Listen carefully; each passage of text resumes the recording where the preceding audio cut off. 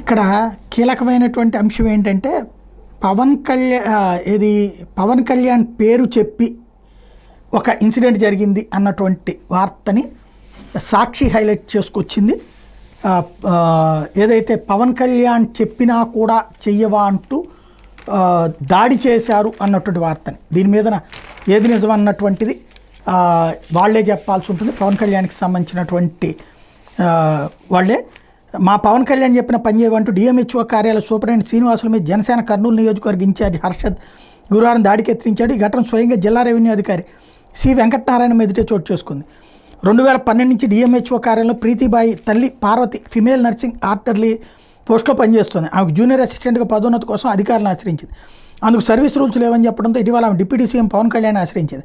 ఆయన స్పందించి జిల్లా కలెక్టర్ పి రంజిత్ భాషకు ఫోన్ చేసి పార్వతికి పదోన్నతి కల్పించే అంశంలో చర్యలు తీసుకోవాలని ఆదేశించారు.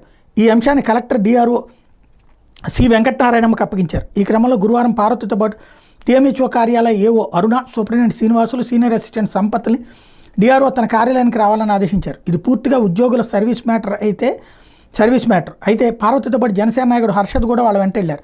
డిఎంహెచ్ఓ కార్యాలయానికి సంబంధించి కేవలం సూపరింటెండెంట్ శ్రీనివాసులు మాత్రమే రావడం, ఎలాంటి రికార్డు లేకుండా ఉండడం మీద జనసేన నాయకుడు ఆయన మీద మండిపడ్డారు. డిప్యూటీ సీఎం చెప్పినా ఎందుకు పదోన్నతి ఇవ్వరని శ్రీనివాసుల మీద దాడికి ప్రయత్నించాడు.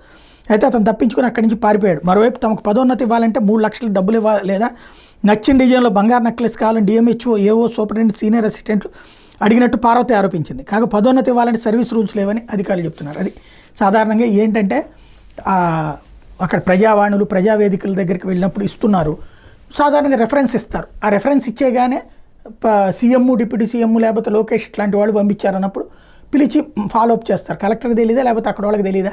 అట్లా డైరెక్ట్ ప్రమోషన్లు వీళ్ళు ఇవ్వగలిగేది కాదు, అది రాష్ట్ర ప్రభుత్వం ఇవ్వాల్సి ఉంటుంది. అది మా వాళ్ళు చెప్పిన ఎందుకు ఇవ్వరు అన్నటువంటి కోణంలో జరుగుతున్నటువంటి తతంగం ఇదే.